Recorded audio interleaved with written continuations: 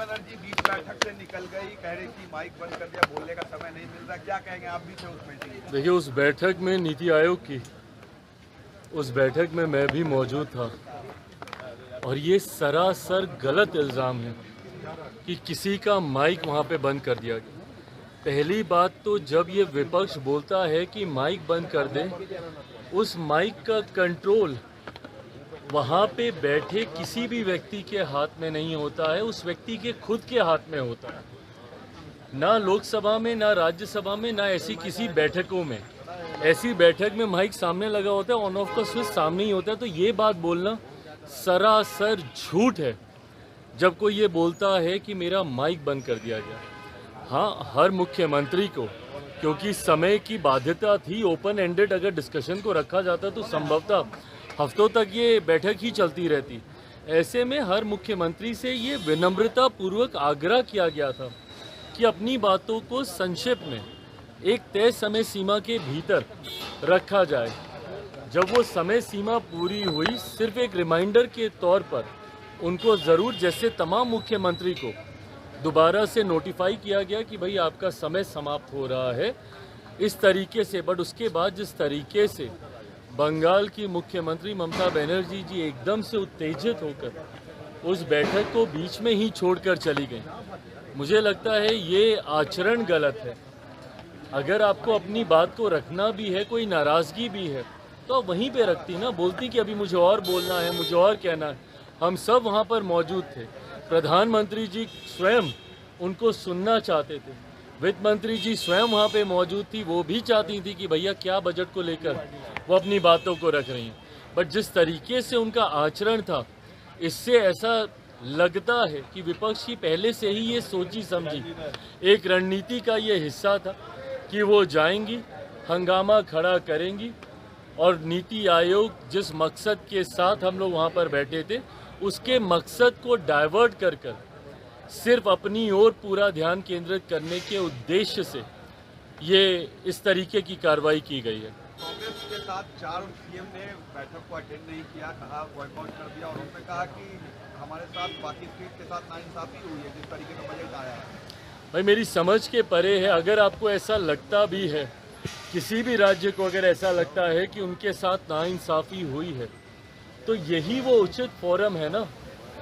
नीति आयोग की बैठक ही वो मंच है जहां पर जाकर आप प्रधानमंत्री जी के समक्ष अपनी शिकायतों को आप रख सकते थे। इस मंच पर जाकर अपना ऐतराज़ आप दर्ज करा सकते थे, अपनी आपत्ति आप दर्ज करा सकते थे।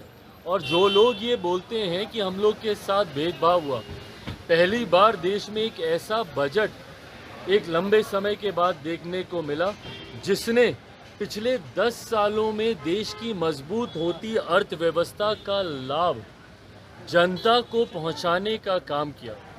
इसमें जहां प्रमुखता से देश के गरीबों का जिक्र किया गया, अन्नदाता का जिक्र किया गया, नारी शक्ति का जिक्र किया गया, युवा शक्ति का इसमें जिक्र किया गया। ये ऐसे सेक्टर्स हैं जिसमें प्रमुखता से उनको लाभ पहुंचाने के लिए योजनाओं की और राशि की घोषणा की गई। जो राज्य कहते हैं कि उनके साथ अनदेखी हुई, क्या उनके राज्य में गरीब नहीं है? क्या उनके राज्य में महिलाएं नहीं हैं? क्या उनके राज्य में किसान नहीं हैं? क्या उनके राज्य में गरीब वर्ग से आने वाले युवा हो, महिलाएं हो, किसान हो, क्या ये लोग नहीं हैं? तो सिर्फ राजनीतिक हंगामा करने के लिए, और मैं दावे के साथ कहता हूँ कि भाई ये लोग पिछले बजट भी निकाल कर दिखाएं कि किस किस राज्य को कितना कितना आवंटन किया गया है जब सरकार कांग्रेस के नेतृत्व में चल रही थी। यूपीए की सरकार हो या उसके पहले की सरकार हो, कितने राज्यों का जिक्र किया गया। और मुझे ताज्जुब तो सबसे ज़्यादा राजद और कांग्रेस पर होता है। क्या राजद को खुशी नहीं होनी चाहिए कि भैया बिहार को एक बड़ी राशि आवंटित की गई है, इंफ्रास्ट्रक्चर डेवलपमेंट को लेकर हो, यहाँ पर सड़क को लेकर हो, पुल के निर्माण को लेकर हो। बिहार की सबसे बड़ी समस्या बाढ़, जिसका जिक्र हमेशा मैंने बिहार फर्स्ट, बिहारी फर्स्ट के माध्यम से मैंने किया। उस बाढ़ को लेकर लगभग 11,000 करोड़ की राशि अलग से आवंटित की जाती है। ऊर्जा को लेकर अलग से राशि आवंटित की जाती है। इंफ्रास्ट्रक्चर को लेकर राज्य में अलग से राशि आवंटित की जाती है। तो भैया अगर बिहार जैसा राज्य, जिसके लिए लंबे समय से हम लोग भी मांग करते थे भैया कि बिहार को विशेष राज्य का दर्जा मिलना चाहिए, बट स्पेशल कैटेगरी स्टेटस जब तक नहीं मिलता है, ये मांग भी हम लोग की थी कि बिहार को एक स्पेशल पैकेज मिलना चाहिए। आज मैं धन्यवाद करूंगा माननीय वित्त मंत्री जी का, और विशेष तौर पर मैं धन्यवाद करूंगा मेरे प्रधानमंत्री आदरणीय नरेंद्र मोदी जी का। मैं अपनी तरफ से, अपनी पार्टी लोक जनशक्ति पार्टी रामविलास की तरफ से प्रधानमंत्री जी और वित्त मंत्री जी का धन्यवाद करूंगा कि एक लंबे समय से जो बिहार और बिहारियों की मांग थी, उस मांग को सुना गया है, उस मांग को पूरा किया गया है।